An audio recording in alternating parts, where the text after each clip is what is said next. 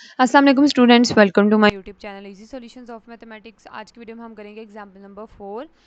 हम लोग कर रहे हैं one dimension wave equation for homogeneous boundary conditions. अच्छा जी, जिस तरह से पिछली वीडियोस जो हैं अगर आप लोगों ने नहीं देखी तो मेरी प्लेलिस्ट के अंदर मौजूद है, वहाँ जाके प्लेलिस्ट में आप लोग देख सकते हैं। हीट एंड वेव इक्वेशन की प्लेलिस्ट है, उसके अंदर पड़ी हुई हैं।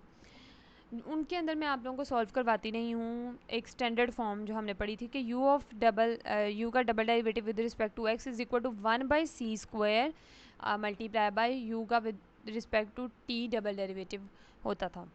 अब जिनको तो समझ है, मतलब इतनी प्रैक्टिस करने के बाद वैसे आप अब तो आप लोगों के लिए ये कोई चीज़ नहीं होनी चाहिए, तो बिल्कुल प्रैक्टिस के लिए मैं अब आपको एग्जाम्पल का सोल्यूशन दे रही हूँ क्योंकि बुक पे नहीं हुआ।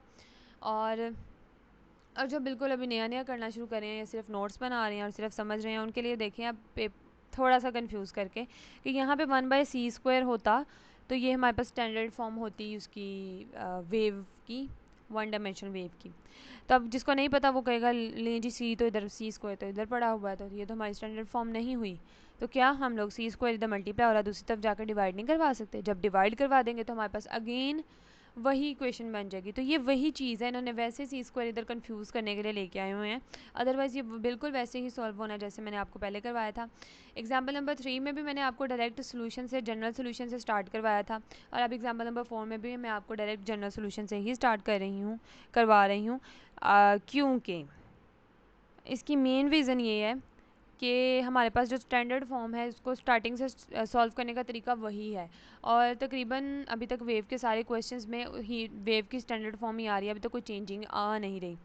तो जैसे अगर आप लोगों ने फिर भी आप लोगों ने ऊपर वाला पार्ट लेना है तो पिछली वीडियो जो एग्जाम्पल नंबर 3 की थी उसमें भी मैंने वो दिखा दिया था, और एग्जाम्पल नंबर 2 में तो मैंने बाकायदा तौर पर उसको कम्प्लीटली सॉल्व करवा के एक्सप्लेन भी किया था। तो जो हमारा जनरल सोल्यूशन था, डायरेक्ट हम इसको यू को जब हम एक्स ऑफ एक्स, यू को x t is equal to x of x and t of t put करते हैं, और उसके बाद सो ऑन एक्स को अलग कर लेते हैं, टी को अलग कर लेते हैं, उसकी बाउंड्री कंडीशंस अलग बन जाती हैं। उसको सॉल्व करने के बाद हम लोग एक जनरल सोल्यूशन लगाते हैं after applying principle of superposition. तो हमारे पास कुछ इस तरह से इक्वेशन बन जाती है। उसके अंदर अब हमारे पास जो पहली कंडीशन है, अब इसके बाद यहाँ तक तो हो गया ना, इसके बाद हम लोग लगाते हैं इनिशियल कंडीशन। तो इनिशियल कंडीशन जो पहली है वो x of zero is equal to zero है। X of zero is equal to zero यानी इसमें हम लोगों ने टी की जगह पे जीरो पुट करना है। तो यहाँ पे टी की जगह पे आपने जब जीरो पुट किया तो हमारे पास इस तरफ ये चीज़ बची। उसके बाद हमारा यू ऑफ एक्स जीरो जो है, ये पूरी चीज़ हमारे पास जीरो के इक्वल, हमने यहाँ पे जीरो लगा दिया। और अगेन जब यहाँ पे हम लोग वो फोरियर साइन सीरीज कुछ भी अप्लाई करते हैं तो वो कुछ इस तरह से बनती है कि इधर वाला constant is equal to 2/a zero से 2/a सॉरी 2/पाई आएगा, 2/पाई जीरो से पाई।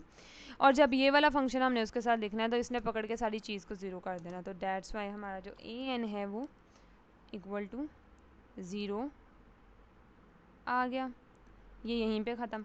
उसके बाद सेकंड कंडीशन में हम लोग क्या करते हैं, इसका डेरिवेटिव लेते हैं। इसका डेरिवेटिव लेने के बाद हम उसके ऊपर ये वाली कंडीशन अप्लाई करवाते हैं। टी को हम लोग कर देते हैं ज़ीरो। मैंने डायरेक्ट डेरिवेटिव नहीं लिया, बल्कि मैंने यहाँ पे ये वाली चीज़ इसका यू का डेरिवेटिव लिया। उसका डेरिवेटिव लेने के बाद मैंने क्या किया, टी को इक्वल टू ज़ीरो कर दिया। इसको मैंने सेंस करके इसलिए लिखा कि मैंने डेरिवेटिव लिया, उसके बाद मैंने टी को ज़ीरो कर दिया, तो हमारे पास ये वाली चीज़ बच गई। अब यहाँ से हमने इक्वेशन बनानी है। इस तरफ जितने कांस्टेंट है उसको एक तरफ रखना है, is equal to 2/a zero से, सॉरी 2/a ही कह रही हूँ मैं दोबारा, यहाँ आएगा 2/पाई, क्योंकि रेंज हमारी कहाँ तक जा रही है, पाई तक, ज़ीरो से पाई। और इस तरफ क्या पड़ा है, 8 साइन स्क्वायर ऑफ एक्स साथ साइन ऑफ लेम्टा एन एक्स। तो जी वो साइन सीरीज़ लगाने के बाद हमारे पास कुछ इस तरह से फॉर्म बनेगी। अब इसके अंदर से जो कांस्टेंट वैल्यूज़ हैं वो बाहर निकाल दी, अंदर साइन स्क्वायर और साइन लेम्टा एन आ गया। हमें एक चीज़ पता है शुरू से कि साइन स्क्वायर एक्स जब भी इंटेग्रल के अंदर आता है तो हम लोग उसको पहले सिंपल उसको हम लोग हाफ एंगल फार्मूलाज या कोई दूसरे फार्मूलाज लगा के उसको हम पहले सिंपल ट्रिग्नोमेट्रिक किसी फंक्शन में चेंज करते हैं, देन हम उसको सॉल्व कर सकते हैं। स्क्वायर को हम कभी भी सॉल्व नहीं कर सकते, कोस स्क्वायर हो या साइन स्क्वायर हो।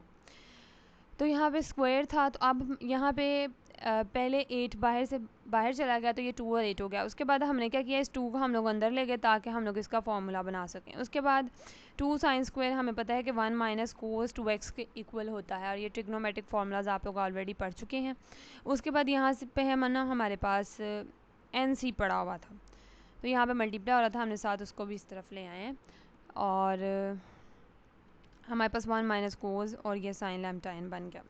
उसके बाद क्या किया, ये इंटेग्रल ये चीज़ साइन पहले इसके साथ मल्टीप्लाई हुआ तो एक ये इंटेग्रल बना, उसके बाद कोस के साथ मल्टीप्लाई हुआ तो ये वाला इंटेग्रल बन गया। इस तरह से हमारे पास 2 इंटेग्रल आ गए। इसकी इंटीग्रेशन की हम लोगों ने करते करते यहाँ पे इसके ऊपर जब हमने upper limit minus lower limit की तो ये चीज़ बन जाएगी। उसके बाद माइनस यहाँ पे इसको जब इसके साथ मल्टीप्लाई किया तो 4/n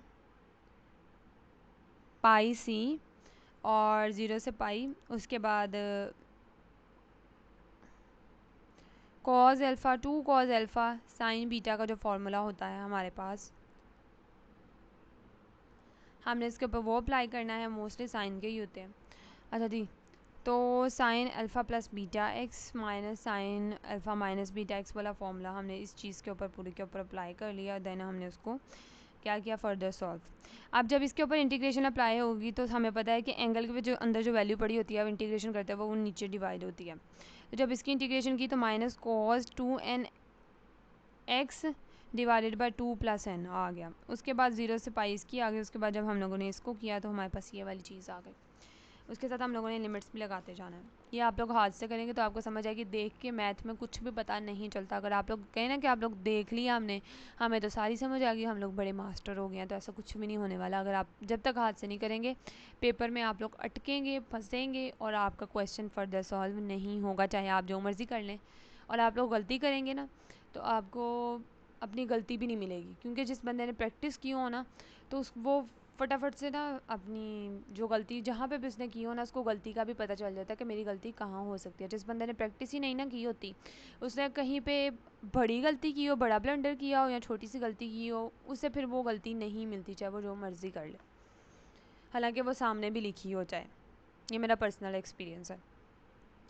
उसके बाद -8n पाई सी और इसके ऊपर जब हम लोगों ने अप्लाई कर दिया ये आ गया। इसके ऊपर जब हमने upper limit lower limit apply की, इस पर भी upper limit lower limit apply की। इस चीज़ का आपने खास ख्याल रखना है, क्योंकि ये अंदर इसके साथ भी मल्टीप्लाई हो रहा है, इसके साथ भी हो रहा है। किसी एक चीज़ के साथ भी मल्टीप्लाई करवाना भूल जाएंगे तो क्वेश्चन सारा गलत। उसके बाद नेक्स्ट हम लोग अब इस पेज के ऊपर आ गए हैं। तो ये देखें, ये था, ये cos 0 हो गया तो cos 0 पे 1 होता है तो 1/2 प्लस n हो गया, और ये भी cos 0 हो गया तो ये 1 होता है तो 1/n-2 होता है, ये भी हो गया। उसके बाद हमारे पास ये वाली चीज़ आ गई, माइनस माइनस दोनों में आ गई। उसके बाद हमें पता है कि cos n पाई पे -1 की पावर n होता है। n पाई पे अगर ये होता है cos, तो 2 प्लस n पाई पे भी सेम वही चीज़ ही रहेगी, -1 की पावर n है। तो cos 2 प्लस n जो है पाई, यानी यहाँ पे इवन नंबर हो, साथ प्लस n हो रहा हो और बाहर पाई लिखा हो, तो इवन के इवन नंबर ना भी हो, कोई और भी हो, यहाँ पे कोई भी नंबर आ जाए, जब साथ कोस के एंगल में कोई भी नंबर पड़ा हुआ है और उसके साथ पाई आ गया है तो इसका मतलब है वो -1 की पावर n है। मतलब अगर कोई नंबर आ गया तो वो यहाँ तो आपको आंसर 1 देगा या -1 देगा, लेकिन अगर जर्नल आ गया जैसे n है, n की हमें वैल्यू नहीं पता तो -1 की पावर n होगा। इस तरह इसकी वैल्यू भी यही है, -1 की पावर n। इस पर भी हमने n पाई पे भी वही किया और 2 प्लस n पाई पे भी वही चीज़ की, और उसके बाद हमने इस पर भी वही चीज़ की। और ये दोनों जो है हम लोगों ने क्या किया, इनके डिनोमिनेटर्स यानी इनका एलसीएम ले लिया, बाहर प्लस ने दिया और ये माइनस, दोनों के साथ माइनस था तो दोनों को मैंने माइनस को अंदर रखा, माइनस कॉमन नहीं लिया। उसके बाद यहाँ पे से ये दोनों चीज़ें जो हैं इनका हमने एलसीएम ले लिया, ऊपर सेम पड़ी हुई थी, इधर से इसका एलसीएम लिया, इसको सॉल्व करते करते हम लोग यहाँ तक आ गए, यहाँ तक सिंप्लीफिकेशन हो गई। उसके बाद अब ये देखें, ये ऊपर वाली है, ये पूरी ब्रैकेट है और ये चीज़ जो है सबसे मल्टीप्लाई हो रही है। अब देखें यहाँ पे हम लोगों ने 2 को -2 से कर दिया कैंसिल, और जब हम लोगों ने इन चीज़ों को जब अंदर मल्टीप्लाई करवाया ना -n, इसका जो न्यूमिनेटर है वो इस तरह से बना है। यहाँ पे पूरा नहीं था आ रहा तो मैंने यहाँ पे लिख दिया, ये न्यूमिनेटर इस तरह से बना है। इसके अंदर से अब हमारे पास 2 वैल्यूज़ कैंसिल होंगी, एक ये वाली एक ये वाली, तो n-1 की पावर n जो है ये हमारे पास 2 वैल्यूज़ हैं, तो ये 2 -1 की पावर n और साथ मल्टीप्लाई n आ जाएगा हमारे पास। उसके बाद ये वाली वैल्यू जो है इसकी है, ये -n तो माइनस माइनस प्लस हो गया तो 2n हो गया। उसके बाद फर्दर हम लोगों ने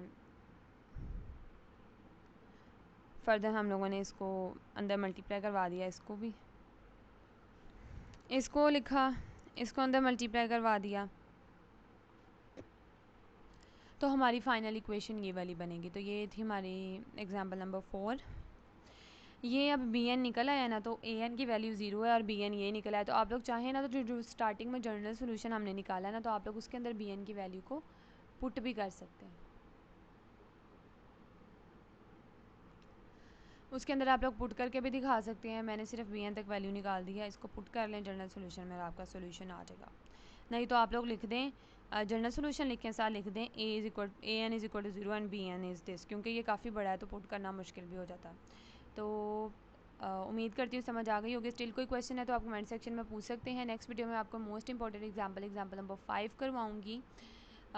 वो थोड़ी डिफरेंट है और इम्पॉर्टेंट एग्जांपल है एग्ज़ाम्स पॉइंट ऑफ व्यू से, तो मैं आप लोगों को वो पूरी डिटेल में इंशाल्लाह नेक्स्ट वीडियो में करवाऊँगी।